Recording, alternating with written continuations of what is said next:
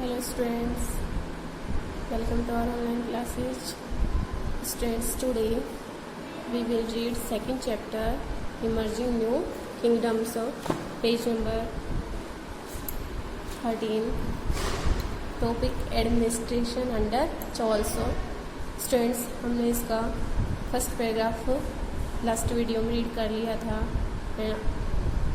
और आज हम इसका नेक्स्ट पैराग्राफ रीड करने वाले हैं. See the village council was responsible for collecting taxes. Village council ग्रामीण सभा वाज रेस्पॉन्सिबल जिम्मेदार थी फॉर कलेक्टिंग इकट्ठा करने के लिए टैक्सेज मीन्स कर इकट्ठा करने के लिए ग्रामीण सभाएं जिम्मेदार थी. इट मीन्स ये ग्रामीण सभाओं का उत्तरदायित्व था. हियरिंग डिस्प्यूट्स इन वाद विवाद को सुनकर एंड लुकिंग आफ्टर और देख प्रॉब्लम्स को सुनना ही उनका. हियरिंग डिस्प्यूट्स वाद विवाद को सुनना एंड लुकिंग आफ्टर प्रॉब्लम्स और समस्याओं को सुनना भी उनकी जिम्मेदारी थी. तो ग्रामीण सभाओं की क्या क्या जिम्मेदारी थी? कलेक्टिंग टैक्सेज कर इकट्ठा करना, हियरिंग डिस्प्यूट्स वाद विवाद सुनना, लुकिंग आफ्टर प्रॉब्लम्स और समस्याओं को सुनना, ये उनकी जिम्मेदारी थी. देयर वर मैनी कमिटीज, वहाँ पे अनेक समितियाँ थी. कमिटीज मीन्स समितियाँ. The chief sources of income, chief means मुख्य, सोर्सेज स्रोत ऑफ इनकम आय का मुख्य स्रोत. Were the land revenue, land means भूमि, रेवेन्यू मीन्स होता है कर, एंड टैक्सेज ऑन ट्रेड. तो आय का मुख्य स्रोत भूमि कर था और व्यापार पर कर था. The village council provided irrigation facilities to the farmers. The village council ग्रामीण सभा प्रोवाइडेड प्रदान करती थी. इरिगेशन मीन्स सिंचाई, फैसिलिटीज मीन्स सुविधा, टू द फार्मर्स मीन्स किसानों के लिए. तो ग्रामीण सभा किसानों के लिए सिंचाई की सुविधाएं प्रदान करती थी. The wells, tanks and dams were constructed for the welfare of the people. The wells, tanks कुओं पर टैंक बनाए हुए थे. डैम्स मीन्स बांध बनाए हुए थे. वर constructed for the welfare of the people, लोगों के वेलफेयर मीन्स कल्याण के लिए, लोगों के कल्याण के लिए कुओं पर टैंक और बांध बनाए हुए थे. The Cholas had a powerful army of foot soldiers. The Cholas शासक पावरफुल आर्मी शक्तिशाली सेना थी. ऑफ फुट सोल्जर्स पैदल सैनिकों की. आर्चर्स मीन्स धनुर्धर. एलिफेंट मीन्स हाथियों की. कोरप्स मीन्स सेना की पलटन थी उनके पास में. And naval fleet, naval means होती है नौसेना, नौसेना होती है जल सेना वाली. Was the most powerful wings of their army, जो नेवी मीन्स होती है वही नौसेना जल सेना. Was the most powerful wings of their army, उनकी सेना का ये सबसे शक्तिशाली.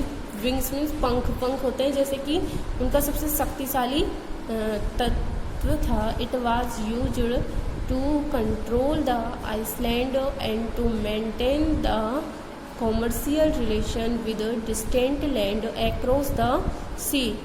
It was used to control, जो जल सेना थी उसका प्रयोग कंट्रोल मीन्स नियंत्रित करने के लिए किया जाता था. द आइसलैंड मीन्स द्वीप समूह को. एंड टू मेंटेन और नियंत्रित करना. द कॉमर्शियल मीन्स व्यावसायिक. रिलेशंस मीन्स संबंध. विद डिस्टेंट लैंड बहुत अधिक दूरी पर. अक्रॉस द सी समुद्र के पार, तो समुद्र के उस पार बहुत अधिक दूरी तक व्यावसायिक संबंध स्थापित करने के लिए और द्वीप समूह को अपने नियंत्रण में रखने के लिए किसका उपयोग किया जाता था? जो जल सेना थी उसका उपयोग किया जाता था. नेक्स्ट वर्ड पावर देखिए इसके. बैटल्स मीन्स होते हैं, बैटल्स का हिंदी मीन्स होता है युद्ध. तो देखिए इसे अब जब इसकी एक्सप्लेन करते हैं तो to try hard to achieve something in a difficult situation. To try hard कठिन परिश्रम करना. टू अचीव समथिंग, कुछ प्राप्त करने के लिए, इन ए डिफ़िकल्ट सिचुएशन, कठिन परिस्थिति में, कठिन परिस्थितियों में कुछ प्राप्त करने के लिए, ट्राई हार्ड, कठिन प्रयास करना, कॉन्क्वेड, कॉन्क्वेड मीन्स जीतना, टू डील विद और successfully fight against a problem, to deal with समझौता करना और सक्सेसफुली सफलतापूर्वक, फाइट मीन्स लड़ना, अगेंस्ट ए प्रॉब्लम एक समस्या के विरुद्ध लड़ना।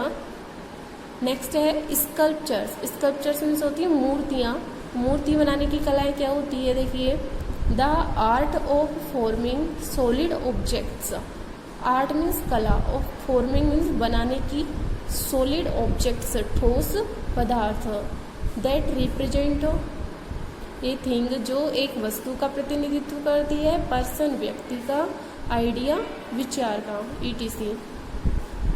टेरिटरीज मीन्स क्षेत्र, an area of that is considered as belonging to or connected with a particular,